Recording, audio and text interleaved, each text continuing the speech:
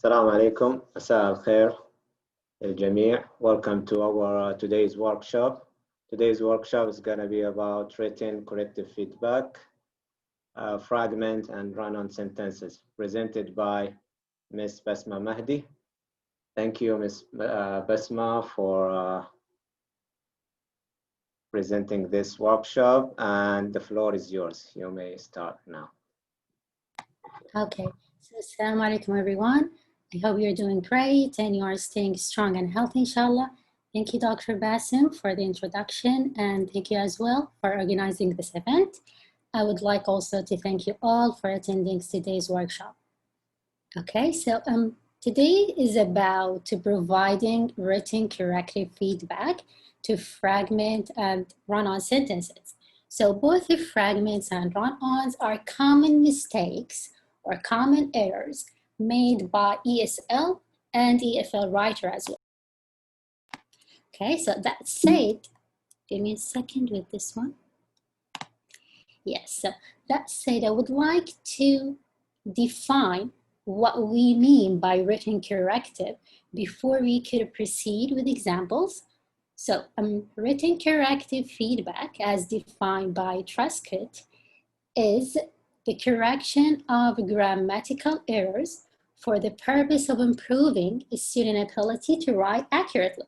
So it focused mainly on correcting certain aspects of grammatical errors, and that for that reason, this workshop, inshallah, will shed the light on two aspects. That is the sentence fragment and the run-ons as well. Okay, so here is the outline. Basically, the workshop is divided into four main sections. The first one is what is a clause, in which you will learn about the type of the clauses.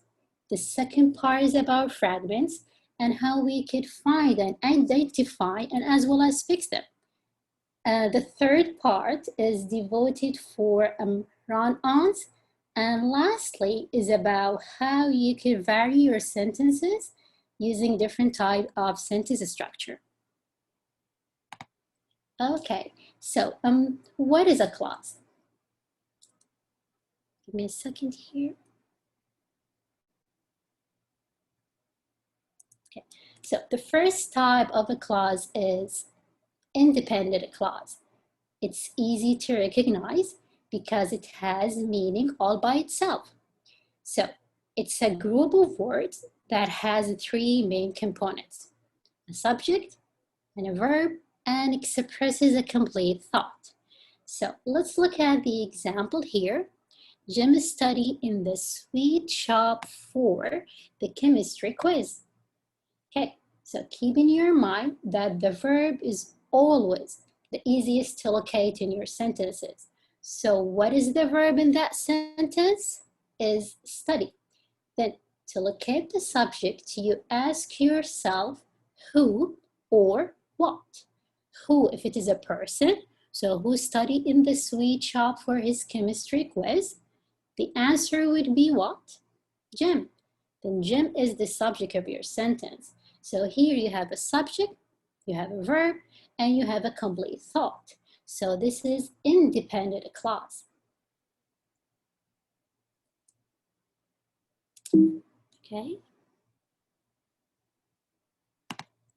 So the second type of a clause is dependent, or you could name it as subordinating clause. So the dependent clause or the subordinating clause is a bit tricky because it acts like a sentence. It has a subject, it has a verb, but it's missing the complete idea or the complete thought. So let's see the example here. After Jim studied in the sweet shop for his chemistry quiz. So do we have a subject here? Again, to find the subject, you ask yourself, who studied? Do I have it there? It's Jim, so there is a subject. Do I have a verb? Study is a verb. So how about the complete thought? What do you think, ladies and gentlemen? Do I have a complete thought in that sentence? No, okay. So for that reason, we call it dependent clause because the idea is incomplete. The thought is incomplete. So what happened after Jim's study? Something missing here. Okay, so subordinating clause or dependent clause begins with word that mark it as incomplete. And these words are your cues to find them in a sentence. So, for example, let's say, for example, before, or how, or since, or maybe which and until. Whenever your sentence starts with these markers, these subordinating conjunction, then the thought is incomplete and you need to attach it to another independent clause to make it complete. So let's read the example here. Because the road is flooded, it's necessary to change our route.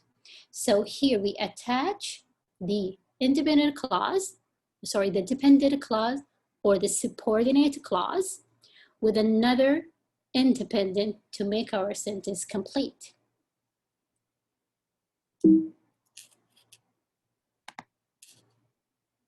So here we go. Always remember that dependent clause cannot be a sentence. Think of it as a child. Think of the dependent clause as a child that depends on his mother all the time to take care of him or to take care of her. It would not be complete without the support of his mother or her mother in that sense. On the other hand, independent clause is a sentence. It can't stand alone as a simple sentence. So in that case, it would be probably the mother. Okay, so do you agree on that or not?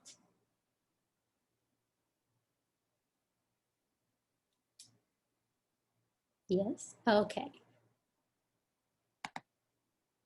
So let's have a bit of practice here. We have a grammar awareness task, and this one is adapted from Nigel's book entitled, as you can see there, A Grammar Choice for Graduate and Professional Writers. So here you have a paragraph about malaria, about student definition of malaria. So indicate whether each numbered clause, we have 4 numbered clauses. Tell me whether is it independent or dependent clause. So is it IC or DC? So I'll give you for that one, I'm thinking of 1 minute. Probably maybe you could do this in less than 1 minute. So let's see.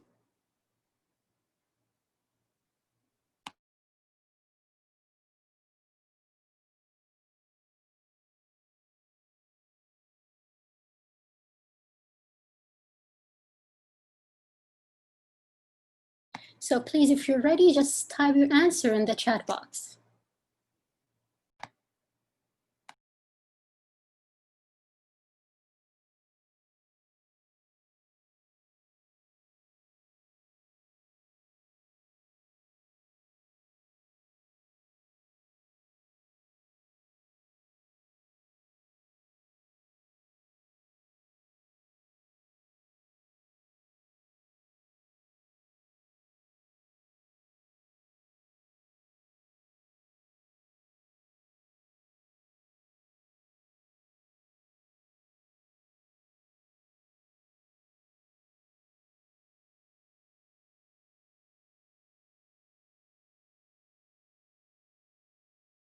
Don't forget your cues, the markers, the coordinating conjunction. So if you find them in any kind of a sentence, then that will definitely will be dependent clause. It depends on other clauses. Okay, so for Riyal, you say the number 1 and 2, independent clause, while 3 and 4, dependent. Okay. So we have a variety of answers here. Okay, so let's check this one. So I hope you got that one right. Why the first sentence is independent clause. Again, independent clause can't stand as a complete simple sentence. So why do you think the first one is independent clause? Do I have a subject here? The first one, malaria, is caused. So where is the subject of my sentence?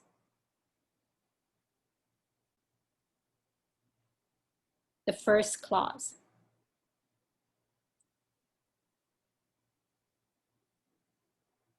This one?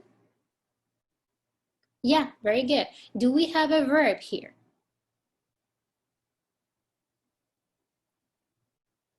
Yes, wonderful, perfect. Okay, so is the idea complete?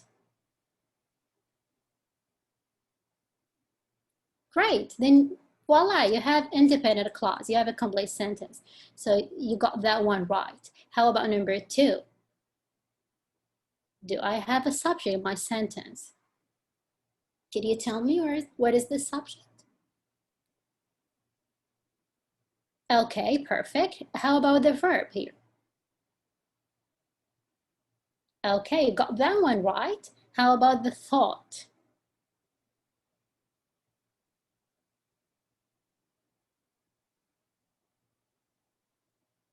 Is the thought complete?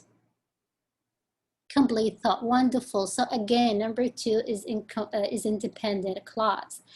3 is what? Do I care if I have a subject? Do I care if I have a verb? As long as it starts with subordinating conjunction, this is our cue. So as long as it starts with word like that, before, after, then immediately, it's dependent clause. It needs the help of the independent clause. So that one, number 3, dependent. Number 4, I see that it was a bit tricky for you. Why some of you said that number 4 is dependent? What do you think the reason for that? Do we have a subject? So let's analyze the sentence together. Yeah, I know, because it starts with but. So but it's tricky here, yeah. I see your point for that, but do we have a subject here? Could you tell me where is the subject in that sentence?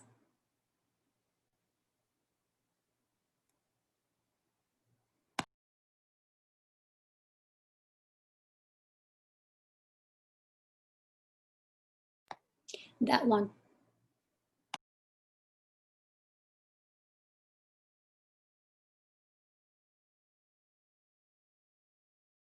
Which one is that? No, here. Yeah, okay, so only about 30 to 50 of them can't actually transmit the parasite. Okay, so this is your subject, this one. Where is the verb? Can't. Do you have a complete thought? You have a subject and you have a verb and you have a complete thought. So try to read the sentence without the word but and tell me, do you think it can't stand alone? Yes or no? Read it without but. Yeah, it can't stand alone. So but is a coordinating conjunction. Coordinating conjunction join together 2 independent clauses.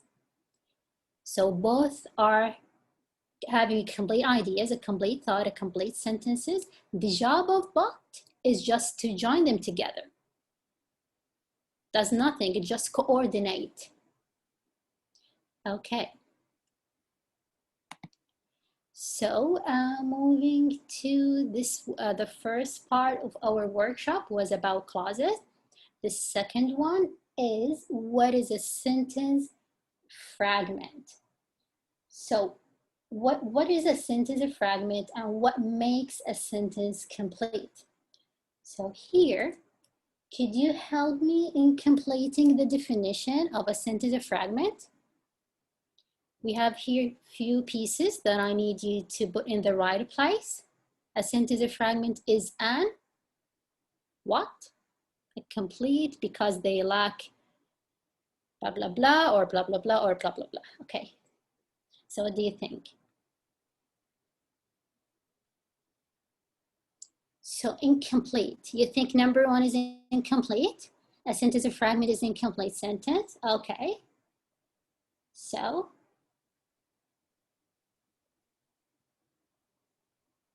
because they lack either what? Yeah, because they a subject, perfect. Super, a verb, or what is the last thing? A complete thought. Yeah, you got that one right, definitely. Yes, so a sentence or fragment is incomplete sentence, and some fragments are incomplete. Why? Because they lack one of the most important ingredients of a complete sentence, and that could be the subject, that could be the verb, or maybe the thought, the complete idea. Okay, so you got that one right, definitely. How about this question here? When should we avoid a fragment? Should we avoid a fragment in advertisement, in speaking maybe, or academic writing, or in journalistic writing or novels? So which of these journals you think that we should avoid writing fragments?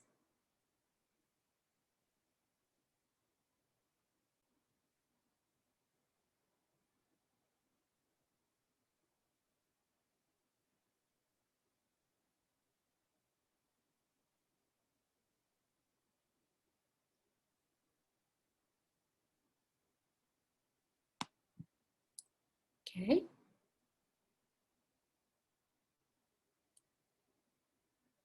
Academic writing. Yeah, you can't write a fragment in journalistic writing if you want to catch your reader interest. But in academic writing, it's better to avoid that. Although we have here, as you can't see, we have some exceptions to use a fragment. You can't use a fragment to create effect. So writers occasionally use sentence or fragment for a special purpose. And that could be, for example, in advertising. Like the example here, few carbs improve taste. Or you could use it in explanations, not again, or you could use it for emphasis. You want to emphasize on a certain point, and that normally you could see in literature.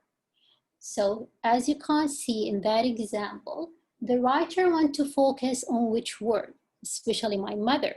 So why he wrote this fragment, why it's acceptable to write it here, because yeah, you say novel here, because he wants to pay attention. He wants the reader to focus mainly on that word. So it's acceptable to write a fragment in these criteria.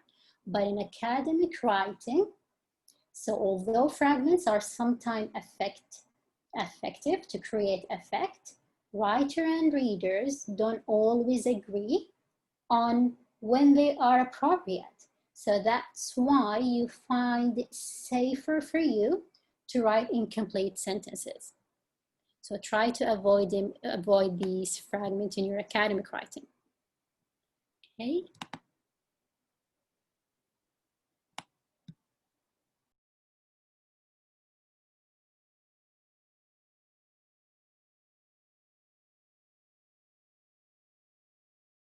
So the most important question is how to find the fragments. Okay, great. So I'll show you two techniques that can help you to find the fragments. The first one is to simply create a checklist like the one I did here with all the main components of a complete sentence. You have a subject, you have a main verb, and you have a complete thought. If you could locate these in your sentences, in your sentence, then check, you have a complete sentence. The other one, you can use a flow chart from Summers and Hacker's book, a writer reference. So here's the source for the name of the book. As you can see, to test your sentence, you answer these questions as a guide. If your sentence passed the test, then it's a complete sentence. So we'll try both ways and we'll see which one will work for you the best. So the test is about, you look at the sentence And you ask yourself, is there a verb? All the time, the easiest thing to locate is the verb in a sentence. Do I have a verb in my sentence? If your answer is no, then immediately you've got a fragment. If your answer is yes, then go ahead, complete. Do you have a subject? If you could find a subject in your sentence, wonderful, go and complete the rest. If no, then again, it's a fragment. And this also your cue is your sentence start with word like because, when, after, before. These are the subordinating conjunction. If you could find them in your sentence, then the idea or the thought is incomplete and you have a fragment. If not, then voila, you have a complete sentence. Okay, so ready to try these both ways to see which one would you like the best? Okay, ready or not?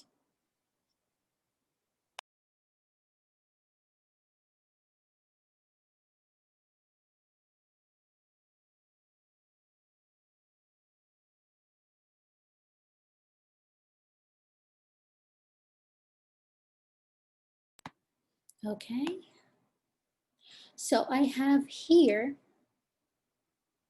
wonderful. So I have here 3 sentences and I have my checklist ready. And I need your help to tell me if the first sentence is a fragment or if it is a complete sentence. So let's do the checklist for each and every sentence. Sentence number 1, student very busy at the end of the semester. So, do I have a subject? Who is busy at the end of the semester? Is the subject there? Yeah, the answer is student then. Great. Okay, so I'll check the first one. How about, you are writing already, mashallah. How about the verb? Do I have a main verb here? Helping verb or action verb? Is or are or anything? Yeah, so it's missing the main component, which is what? The verb. So should I say that this sentence is a fragment? Yes, perfect. The idea is complete, but the main verb is missing. Then I'll mark this as a fragment missing a verb. Okay, so how could we correct that? How we could possibly correct that sentence? Could you help me on that? Are, perfect. Just add a helping verb and your sentence will be ready to go. Okay, so let's check it here. This is a possible revision. The students are very busy at the end of the semester. Then you've got a complete sentence. Okay, let's do number 2. Told a story with deep thoughts and emotions. Do I have a subject here? Who told a story with deep thoughts and emotion? Missing the subject, perfect. Do I know who? No, should I tick the first one? But do you have a verb in that sentence? Do you have a verb here? Could you tell me what is the verb? And yes, Shalai, you're doing great. Yeah, you have a main verb and you have a complete thought. What is missing is the subject. So give me any subject here. We could say, for example, Ferial told a story with deep thought. I'm reading your names, by the way. Selwa told a story with deep thoughts. The nice girl told a story with deep thoughts. The wonderful teacher, my grandmother told a story, or you could just simply add a pronoun. Any subject will work for that. She or he told, yeah. You can add a description to your subject and you could say, the nice lady told a story with deep thoughts. Okay, so the last one, after the house sustained some damage. Okay, so do I have anything here?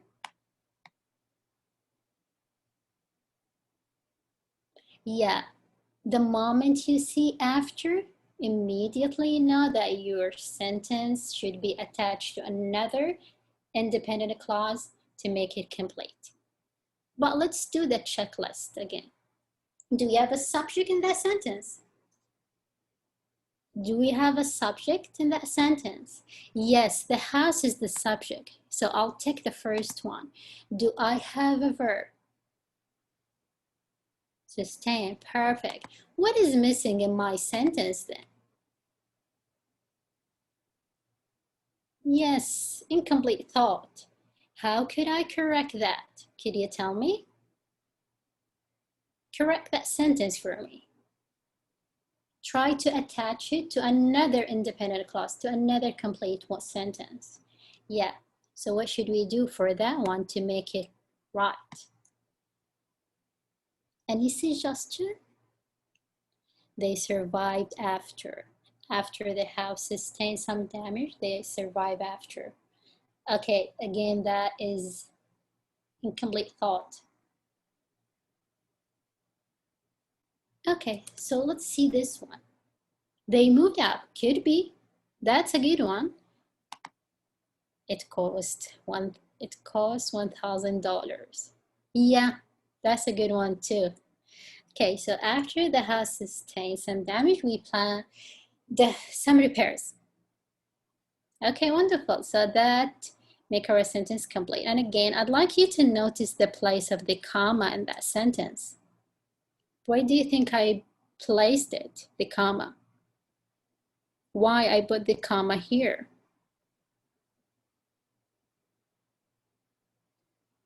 After the dependent clause, yeah. So if you start with word like after and before the dependent clause or the subordinate clause, you need to have a comma. Yes, but if it was in the middle, don't add any commas. Okay, so now it's your turn to try this test. I'll give you 1 minute. Try follow the flow chart here. Try to test this flow chart and see if your sentence will work or not, and put your sentences into the test. So I'll give you 1 minute. You think you can't do this in 1 minute?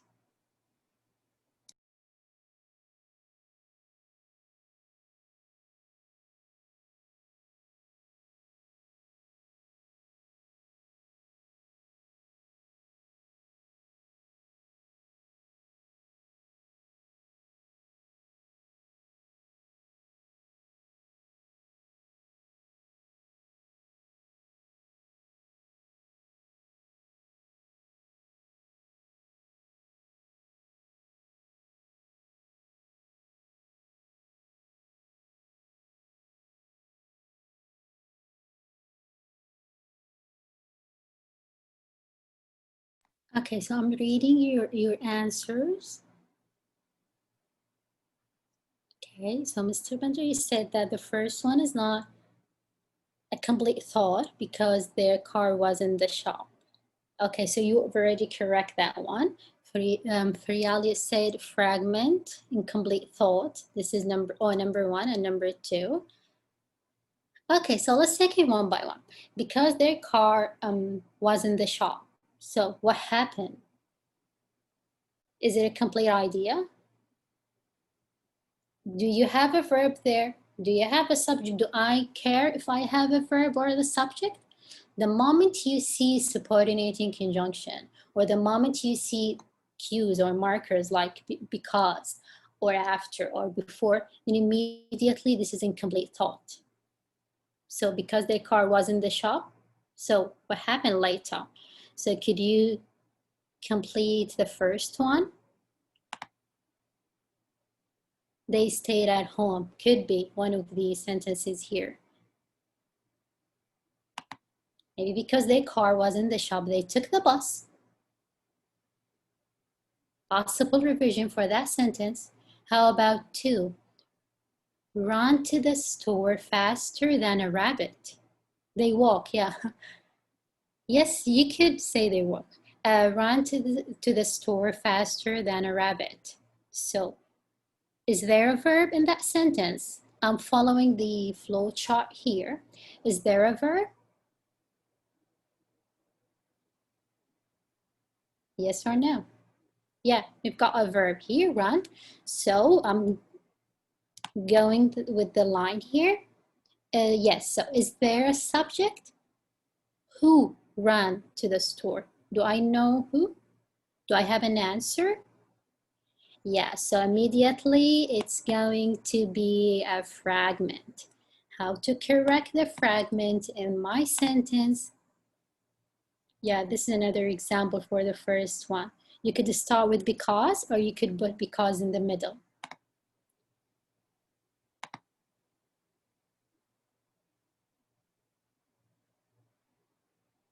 Yeah, you wrote something about the thief. Yeah, could be. Samantha ran to the store. Yeah, just add a subject. So anything. Manar, for example, ran to the store. She or he. Okay, perfect. So the last one. New medicines are stopping the spread of many dangerous diseases. So what do you think? Let's put that sentence to the test and see if it will pass. Okay, so is there a verb in that one? Let's take it one by one, okay? So is there a verb in that sentence? Yeah, so what is the verb? Medicine, no. Are, yes, are stopping. Okay, moving to the second part. Is there a subject? What is stopping the spread? Do I have an answer? Yes, new medicine. So wonderful, I do have a subject. Is my sentence start with a subordinating clause? Like because or after. One is, yes, is what? Fragment or what?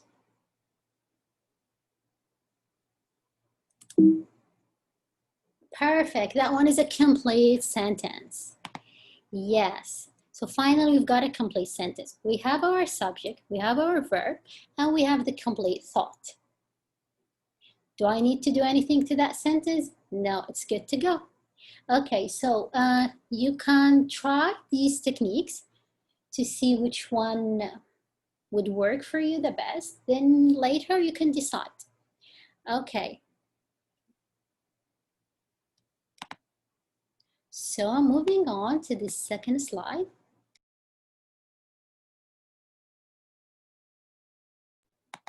Which is about afterthought fragment. It's something that you probably are hearing for the first time. So what is an afterthought fragment? Afterthought fragment happens when your sentence is giving extra additional information about something without saying or without clarifying what that something is. So we will look at example. What do you write? So we will look at the example here to find afterthought fragments. See if your sentences start with words and phrases such as for example and for instance. Once you see these words, you have two ways to correct them, or also you have such as especially, excluding, including, and like. If so, if you find these words or phrases in your sentences, you can fix an afterthought fragment one of two ways. One option is to insert the missing subject and a verb so that you have a main clause, you turn it into a complete sentence. This option works best when you have for example and for instance as the transitional beginning of the fragment. Or you can attach the afterthought fragment to the end of the main clause, and that option works best when the fragment begins with the word like, exception, excluding, including, like, and such as. Let's look at the example. So here I have a sentence. There are ways to ease the process of adaptation, full stop, such as, for example, for instance, calling home, making a new friend, and learning the local language. So such as, you could use such as, or for example, or for instance, calling home, making new friends, and learning the local language. This is an afterthought of fragment. It comes as an afterthought to the first part of your sentence. So it's a fragment. I do have 3 choices, 3 possible revisions to correct that one. Which one do you think is the best? Or which one is correct and which one is wrong? Or which one is so and so?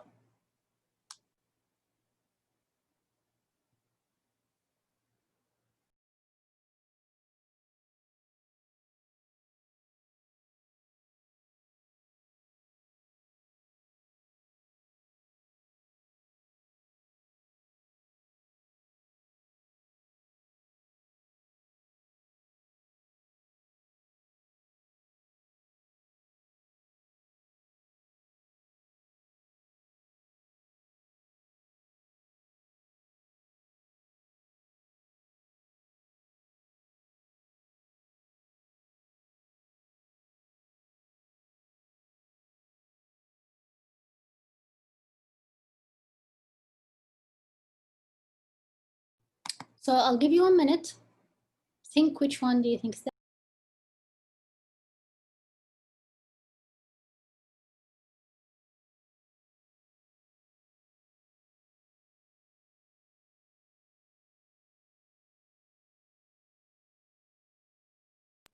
Okay, so I'm reading your answers.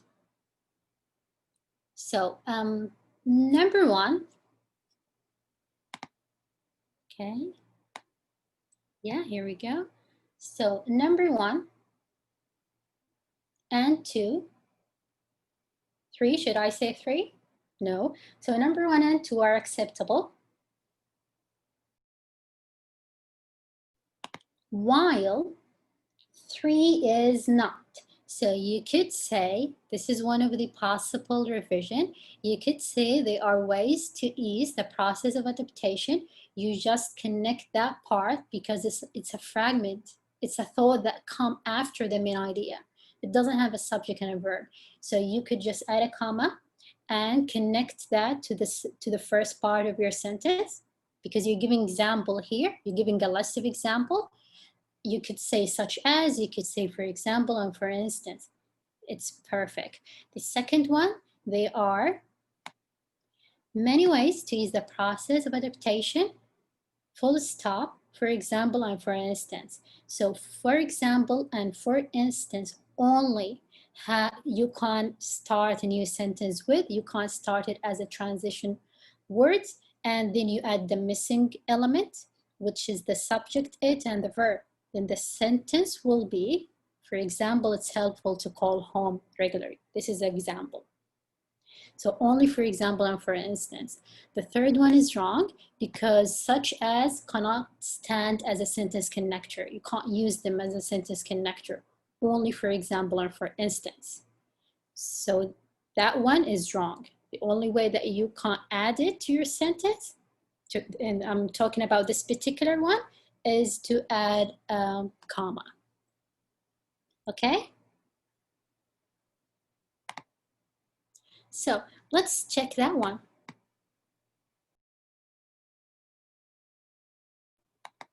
Take a few seconds to tell me how we could possibly correct that one.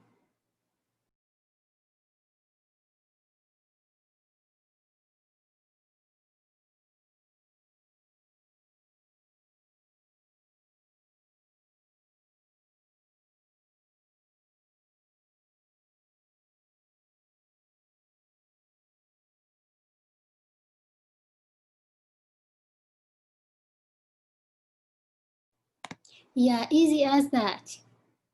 Perfect. Just remove the full stop, add a comma, your sentence is good to go. Yeah, no full, because this is an afterthought of fragment. Okay. So we've talked about clauses, we've talked about fragments. The third section is about run-ons. Before we could learn about the different techniques of fixing run-ons, I'd like to ask you this question. Do you think run-on sentence is a common error made by A, native speaker, B, non-native speaker, or maybe C, both? Just type A in the chat box, or B or C.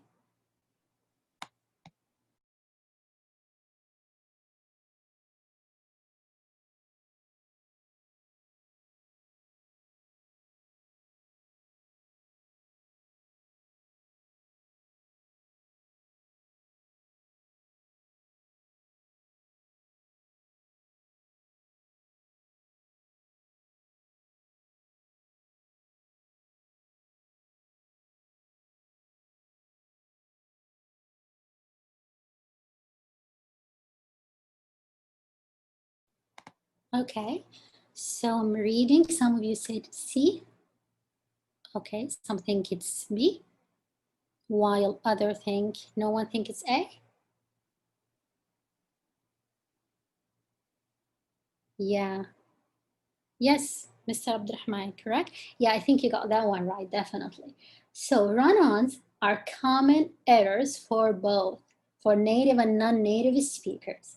And I've got a study here, and it said that among college students in the United States, run-on sentences are the 18th most frequent error, and the 8th most frequent error made by students who are not native.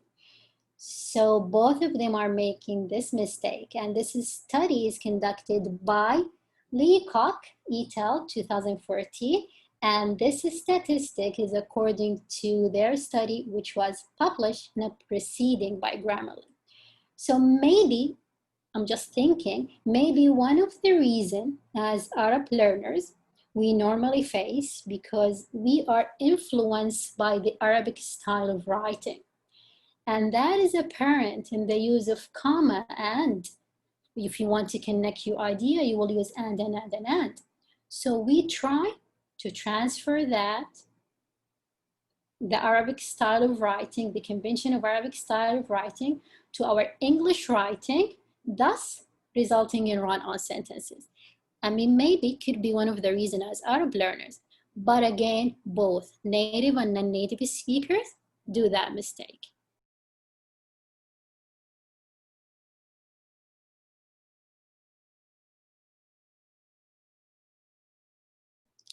Okay, so I need your help for that one. Give you another 1 minute and try to fill in the blank with the correct definition of what is a run-on sentence.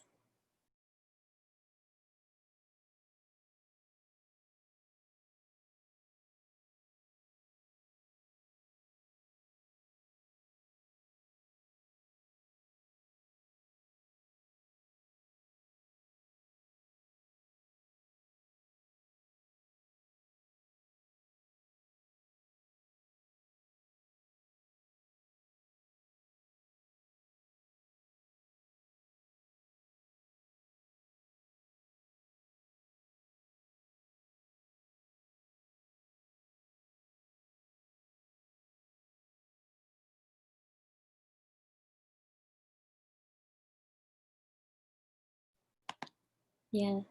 Okay, so 2 or more clauses are joined with a comma. I'm reading your answers. Okay, so let's see for that one.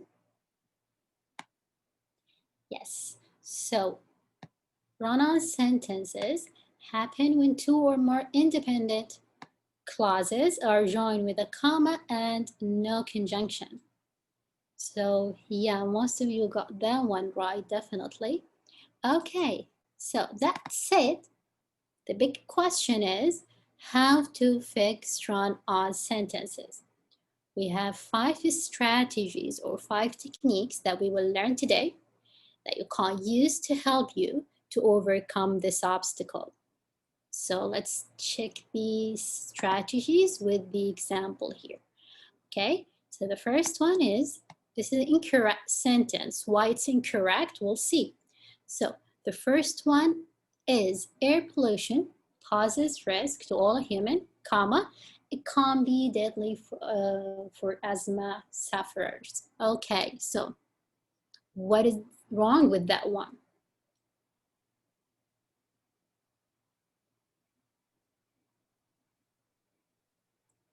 Yeah. Yes, perfect. So the first sentence here tries to separate two independent clauses with a comma. That's strong, and that's called comma splice. Comma splice, when you connect two complete sentences, here I have a subject, here I have a subject, here I have a verb and another verb, and you just join them together with a comma. So that is one type of run-on sentence, which is a comma splice. How about the second sentence? It's the same sentence, we just remove the punctuation. What happened to our sentence then?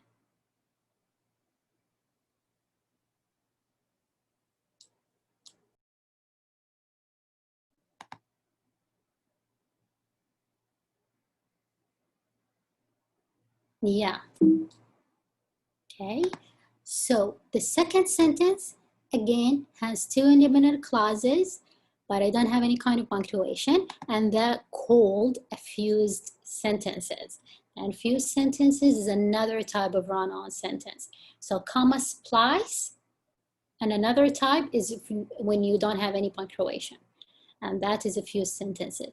So how we could correct that one? Any possible revision you could provide here? What should we do? What do you think, ladies and gentlemen? What do you think we can do to correct that sentence? Maybe using linking words. Okay, so you could use full stop. Okay, let's see.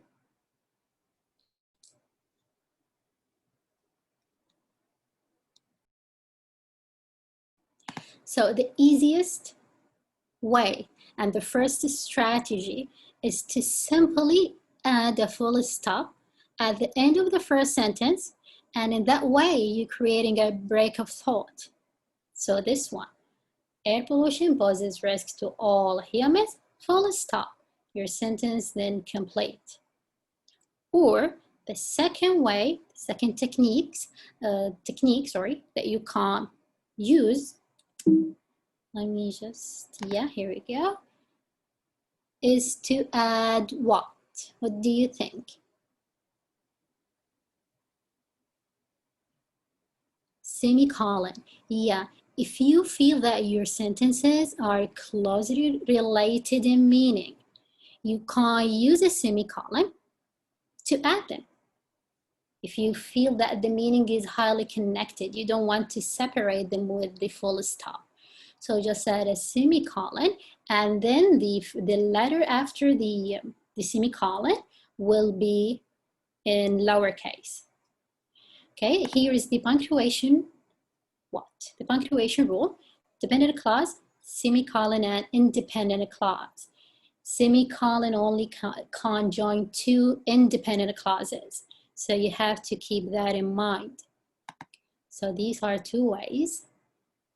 Okay, so let's see that one, which is the third way or the third technique that you can use to correct your run-on. So the sentence is the first, and this one is incorrect sentence. The first stage of cultural shock is a positive experience. It gives way to an unpleasant feeling of disorientation. What did we do to that one here? We used what?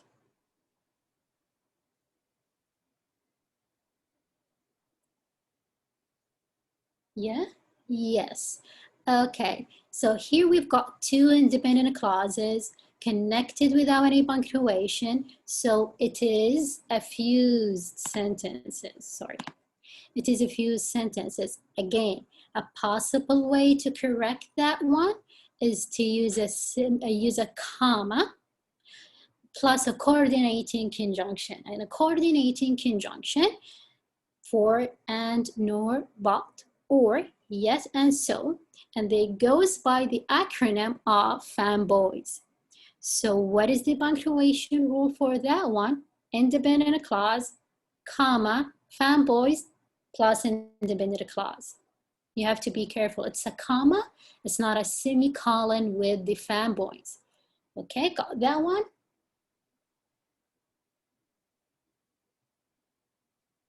So until now, we have 3 ways. Either you use a full stop, you use a semicolon, you use a comma plus a coordinating conjunction. As its name suggests, coordinating, they coordinate between the comma and the sentence. The comma is not strong enough to hold 2 independent clauses. They need the help of another coordinator, and that is the coordinating conjunction. Is it clear now?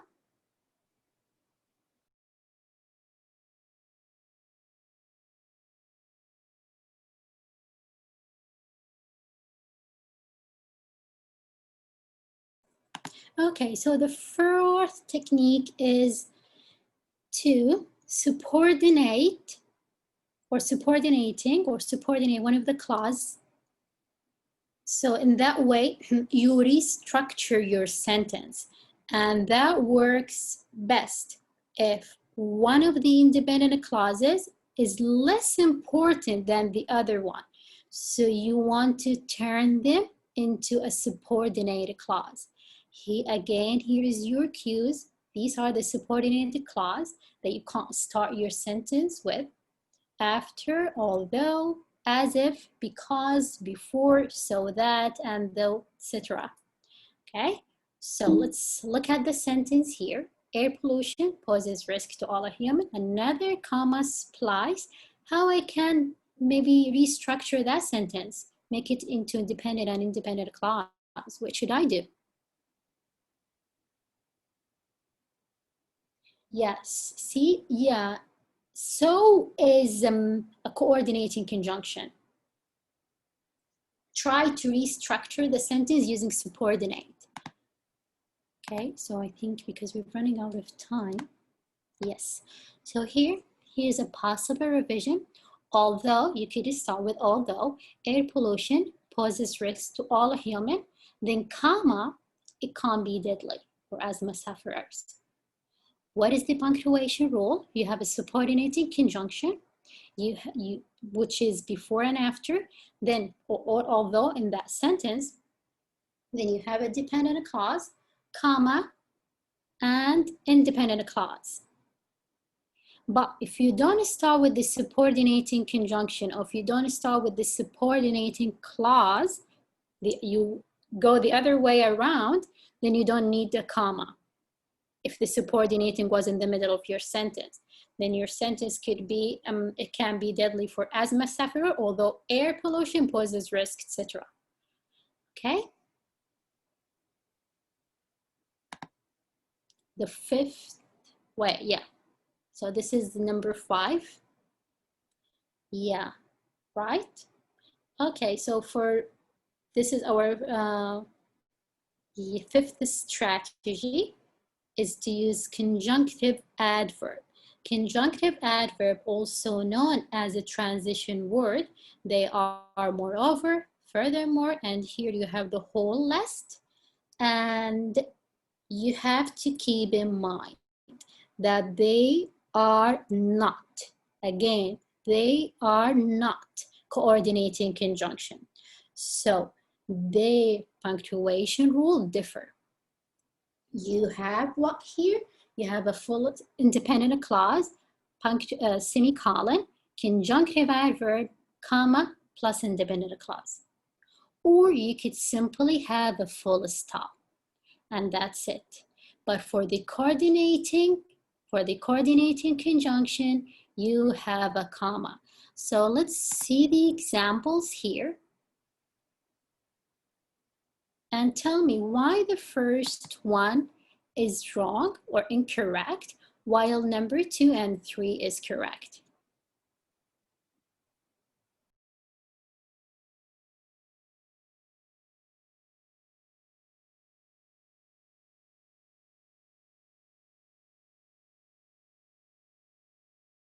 Yeah, so It's first, the sentence is a fused sentence because we don't have any punctuation. If we correct this error by adding a full stop, like we did with the coordinating conjunction, we end up with another comma splice, and your sentence will be run-on sentence. So you only use comma to connect two sentences together with a coordinating conjunction. Why? Because a comma, again, is not strong enough to hold two sentences. They need another coordinating conjunction to coordinate between these two sentences. On the other hand, conjunctive adverb, transition word like conjunctive adverb, they are strong enough. So you can't connect these two sentences with either a semicolon, however, a comma, or full stop, then comma. Okay? So you have 3 sentences in A, 3 and 2 sentences in B. Which one do you think is correct? Is it A or maybe B?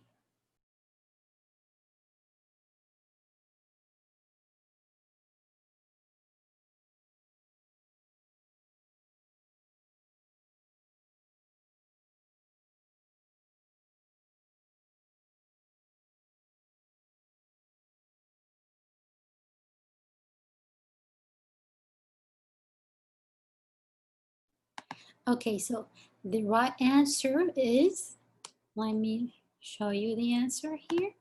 Yeah, so the right answer is A.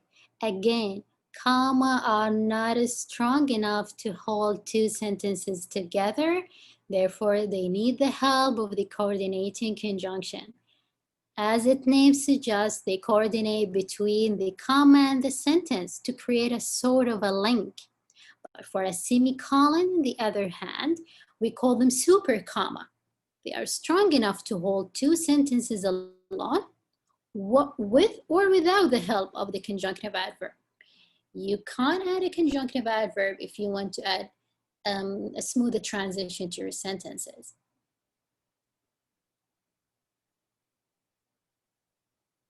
So number 1, texting while driving is dangerous, semicolon, moreover, comma. Or you could say texting while driving is dangerous, full stop, moreover. If you want to use a coordinating conjunction, then add a comma. But as you can see for B, this is a comma splice. If you join the conjunctive adverb, if you treat it as a coordinating conjunction, you're creating a comma splice.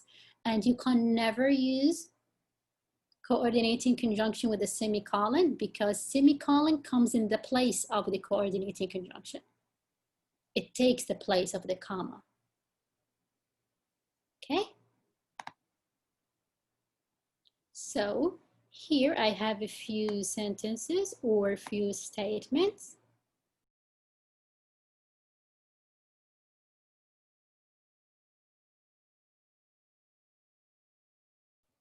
So which of these statements are false?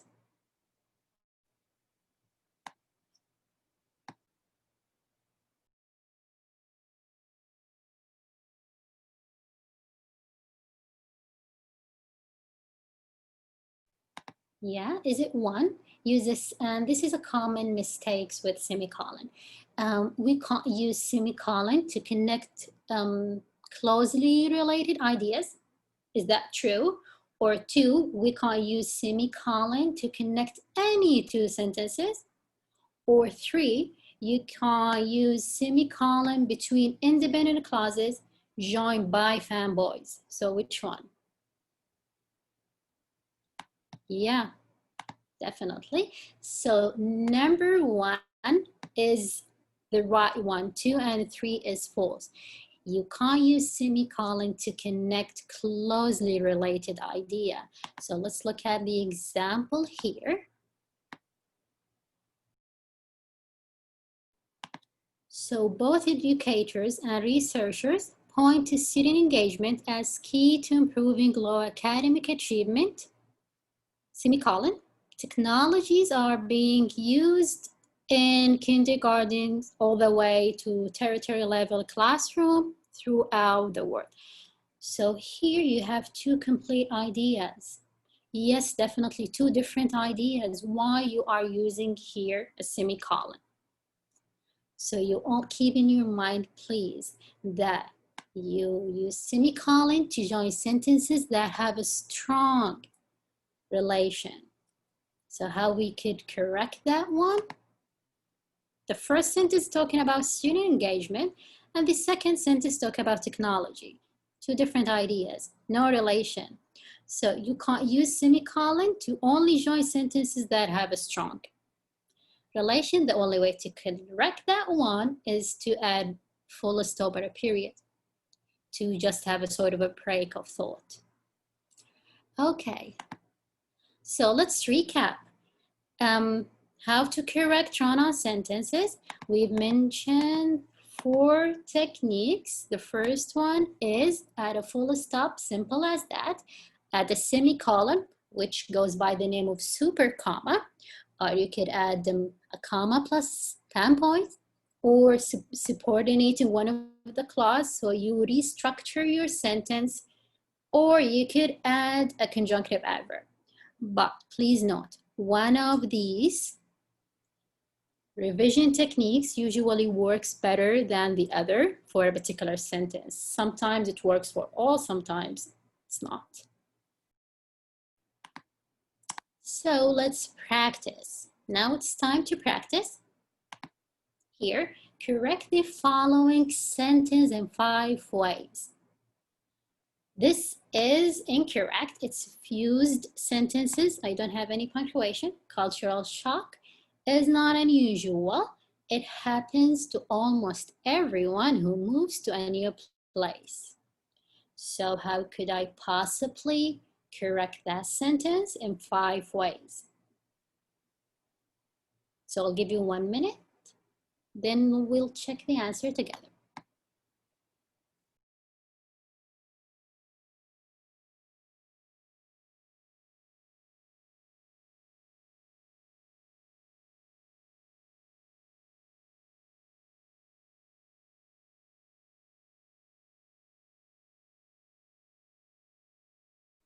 Okay, so you're typing.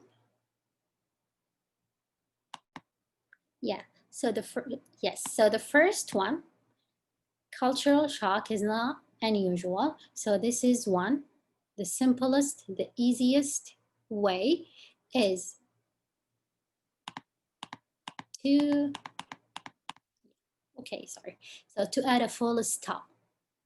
And if you add a full stop, you create a break between these two sentences.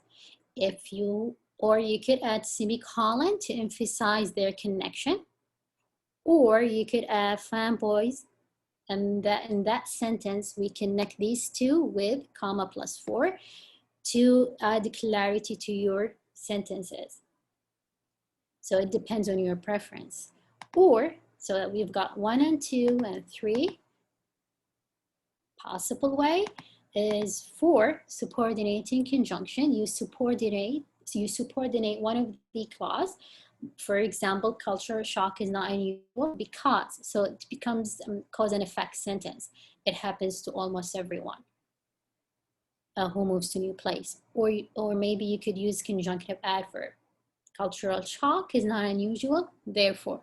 But I'd like you to notice for number 5 that I did not use a comma at the beginning of the sentence, either a full stop if you're using conjunctive adverb, or semicolon.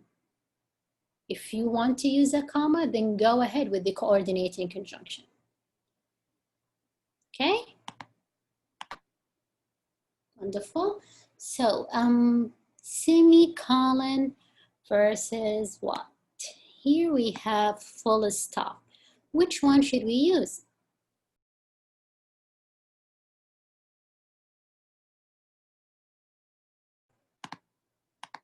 Okay, so there isn't right or wrong, sorry, when it comes to choosing between a semicolon and a full stop. The choice is always a stylistic one. The semicolons in Semicolon in this example join two complete sentences to stress how they are connected. You want to emphasize their connection. So let's check the first one. There was no one left. The kitchen counters and the dining chairs were empty, and only the faint memory of laughter remained. So here, you make a connection between your ideas. You don't want to separate your thought. See what happens when a period is substituted. There was no one left, a pause. The kitchen counters and the dining chairs were empty, and only the faint memory of laughter remained.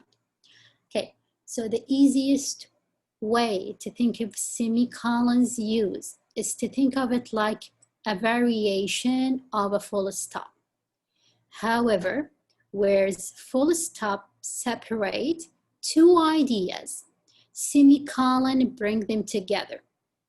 In this way, you can't emphasize that two ideas are related to one another in an important way, rather than having them exist as two independent thoughts.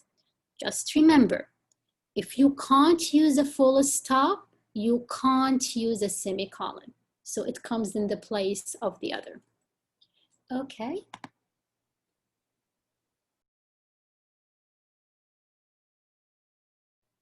The last part of today's workshop, inshallah, is about how to vary your sentences. One way, okay, so one way of varying your sentences to avoid your fragments and run-ons is to use different types of sentence structure. Structurally, English sentences can be classified in 4 different ways. Though there are endless constructions of each one of them, the classifications are based on the number of independent, and dependent clauses in a sentence. So an independent clause forms a complete sentence on its own, while a dependent clause, the child, needs another clause to make a complete sentence. So, by learning these types, writers can add complexity and variation to their sentences. So let's check the first one here. The simple sentence. So in a simple sentence, you could have a compound subject, you could have a compound verb, and you could have a compound object. So let's check the first sentence we've got. The desk and chairs need to be cleaned. Do I have a compound subject? 2 things? Yeah. Desk and chair. So this is a compound subject. Again, the sentence is still simple. You don't need to add a comma for that and because it did not connect 2 independent clauses, just 1. You could also have a compound verb. Spring comes in like a lion and goes out like a lamb. So this is another compound verb. So it comes in and goes out, compound verb. You join them with am, but this is not the coordinating conjunction, just a compound verb, or still your sentence is simple. Or you could have compound object. Sarah, for example, saw dolphin and zebra at the zoo. So these are 2 things, compound object. Again, all of these are different variation of a simple sentence. So you have to keep that in mind as well. The second type that I'd like to talk about is the compound sentence. And compound sentence you use when you connect 2 or more independent clauses without subordinated clause. You connect them using fanboys, the coordinating conjunction. Example here, the car broke down. This is the first independent clause. complete idea, complete subject and a verb. And the second one, a rescue van arrived within minutes. And again, you connect them using comma plus spot. Working part-time gives the student extra spending money. So this is an independent clause. Join with another independent clause. You join them together with coordinating conjunction plus and. So it's compound sentence, and in that sense, you can't use a comma with that. Okay, the third one is a complex sentence. So a complex sentence is composed of one independent clause, only one independent clause with one or more subordinate clauses. And that makes your sentence complex. So the first one, the professor returned the examination. This is independent clause. It can stand alone as a complete sentence. Join with another subordinate clause that we took last Wednesday. So in that sense, you make your sentence into a complex one. So the second example, few university students in large cities go to school by car. Again, independent clause, complete sentence, joined by subordinated clause because parking on campus is limited. So that is the second type or the variety that you can add to your sentences. And the last one that we'll talk about today is compound complex sentence. As its name, compound, then I need two independent clause with one complex, for example. So compound complex sentence contains at least two independent clause. So this is at least, and at least one subordinate clause. You can make it bigger, it's up to you. So after graduating from high school, comma, many students go on to university, but the reason for entering higher education vary. So this one is subordinate. Why I add here a comma? Because I start with that one. Then I join the independent clauses together using coordinating conjunction, comma plus but. Okay, so.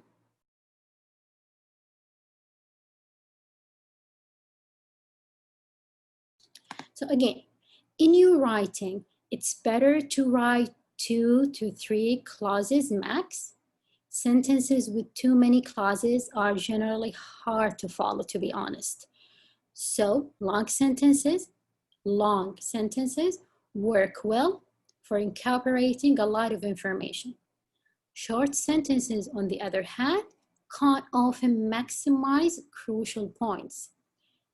These general tips for long and short sentences and the different variety of complex and compound sentences may help you to add variety to similar sentences. And when you vary your style, the different structure, you can also reduce repetition in your sentences. And you can avoid run-on and fragment.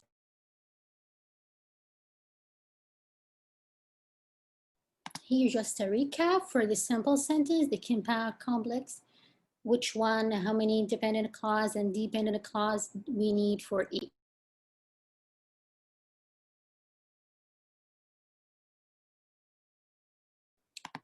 Okay, so let's practice. This is the last practice for today, which is the noticing task. Noticing task is a great thing. You notice and I'd like you to circle the fragments and underline run-on. So find and correct sentence fragments and run-on sentences. And this paragraph is adapted from our book, Unlock 3, Reading and Writing. So I'd like you to tell me, I'll give you 1 minute for that one. Do I have a fragment? Do I have run-on sentences? Don't forget the checklist that we did. This is a technique. Try to apply here and tell me. So 1 minute.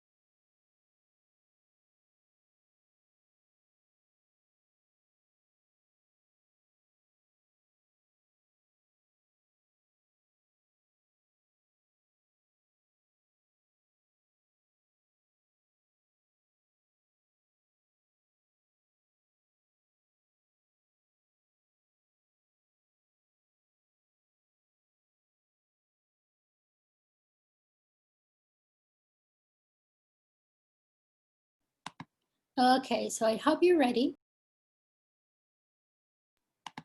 So let's see. Number one. What is number one? What's happening there? So number one is a fragment. Number one is a fragment because it starts with a subordinating conjunction, which, again, this is your cue, your markers to find fragments. Should never start a sentence. Make sure if you find them that they attach to another independent clause. So that one is wrong.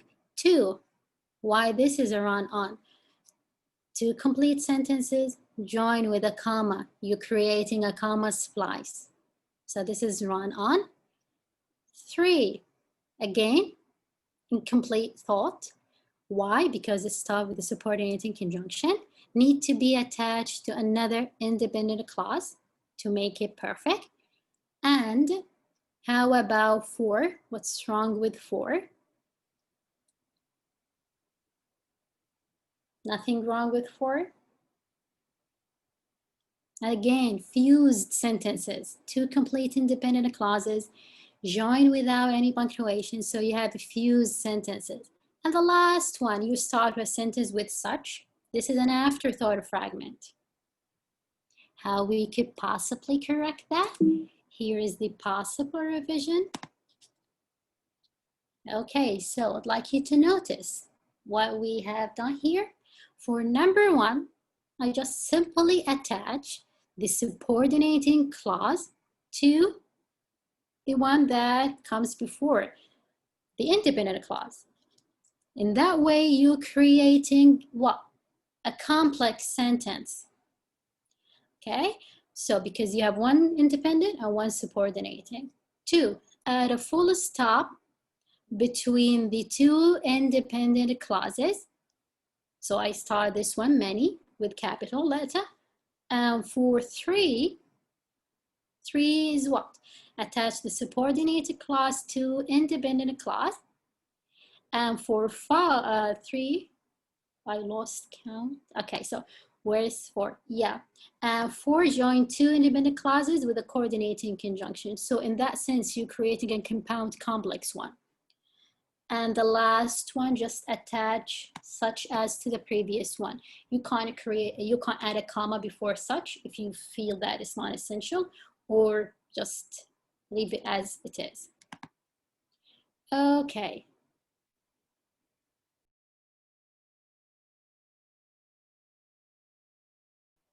So a final tip that could help you in varying your sentences. And again, as you can see before we add, let me go back, I forgot something. Here in that sentence, you add a variety to your paragraph. You correct your paragraph by making it into compound complex, simple sentence, and that will contribute to the flow of your ideas. So this is one way that you could create what? What do you think, ladies and gentlemen? One way to create what? Variety to your sentences. Okay, so a final tip that could help you in varying your sentences is something that I personally call sentence structure hunt. Okay, so what is sentence structure hunt? Let's say you want to write about education, children education, for example. The first stage that I would do is to read about the topic and develop a comprehensible input about that topic in particular. And the second stage, I read with a specific purpose in mind. I don't care about meaning at that stage.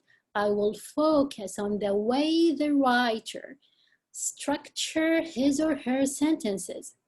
In that stage, you're hunting for a sentence structure, for a variety of sentences, how they shift between a structure.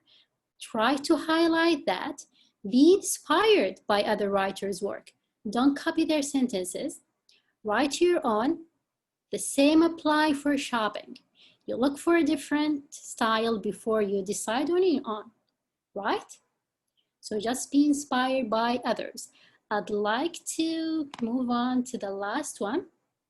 Okay, leave you, inshallah, with the quote from Stephen Krashen, and it's about reading.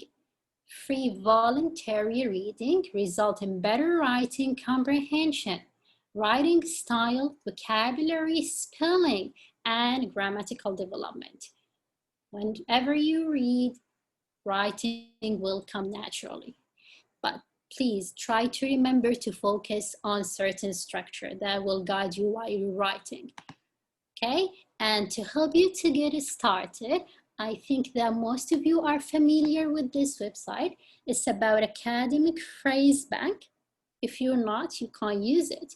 It just gives you phrases to help you get started with your research paper, if you're writing one, or your thesis. And check out these books. The first one is the one that I use most. It's about grammar choices for graduated and professional writers.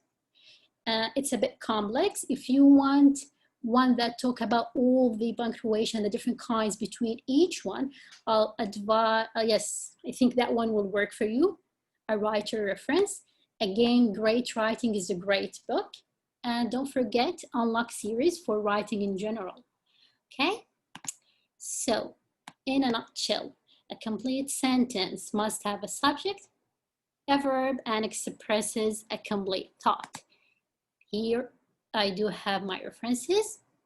The first is books, the second websites. And yeah, and here we have the series of our workshop. Mashallah, our colleagues did a wonderful job. We've managed to done with the first one, so great. And still we have, I think, okay, this is a huge list. So I hope you can attend all of our workshops. And please visit our website to find about our services. Okay, so I think Dr. Basim, we have a room for a few questions. Okay, it's 9:30, so. All right, thank you very much for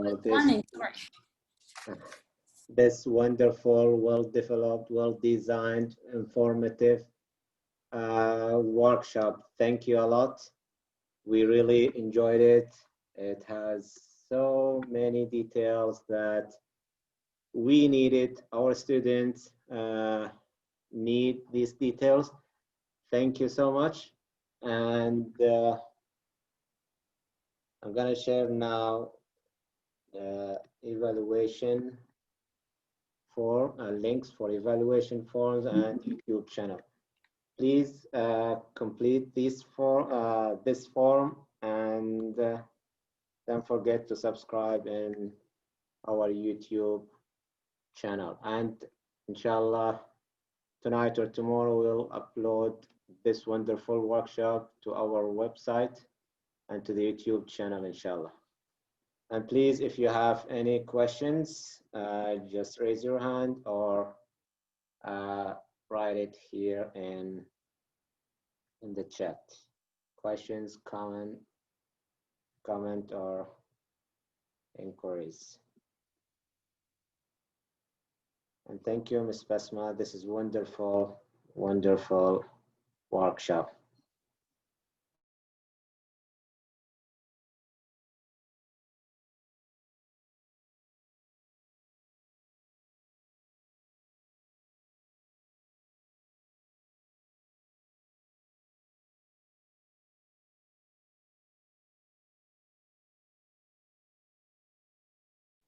Okay, so I think Dr. Basim that we don't have any questions. Yeah, I was waiting for questions, but. All right, so since we don't have any questions, so I think we need to finish. Thank you again. We appreciate your effort in designing and bringing these details for us, all of us. Thank you, Ms. Basmah. Thank you all for attending our workshop. And we hope to see you tomorrow, inshallah. We'll have persuasive and argumentative essay tomorrow, inshallah. Thank you. Enjoy the rest of your night. Stay strong and healthy, inshallah.